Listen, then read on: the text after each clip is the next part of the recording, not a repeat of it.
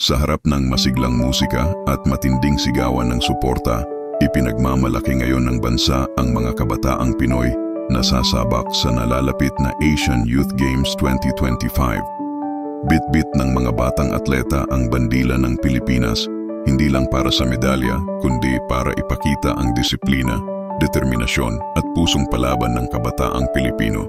Ayon sa Philippine Sports Commission, puspusan ang kanilang pagsasanay sa iba't ibang larangan, mula sa athletics, swimming, basketball, esports, hanggang sa gymnastics. Pinagsisikapan ng bawat atleta na maabot ang pinakamataas na antas ng kahusayan.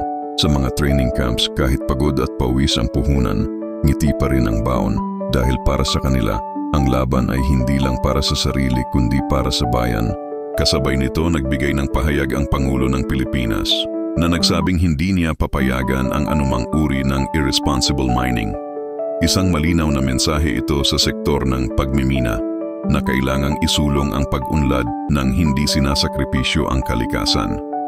Giit ng Pangulo, dapat maging balanse ang pag-unlad ng ekonomiya at pangangalaga sa kapaligiran, lalo na't ang mga kabataan ngayon ang siyang haharap sa epekto ng mga desisyong ginagawa ng kasalukuyang henerasyon.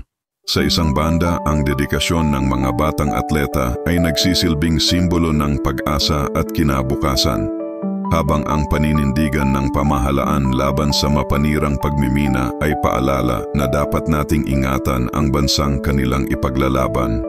Sa pagtatapos ng araw, parehong laban ang dala ng mga ito, ang laban para sa karangalan at ang laban para sa kinabukasan ng bayan. Mayumam.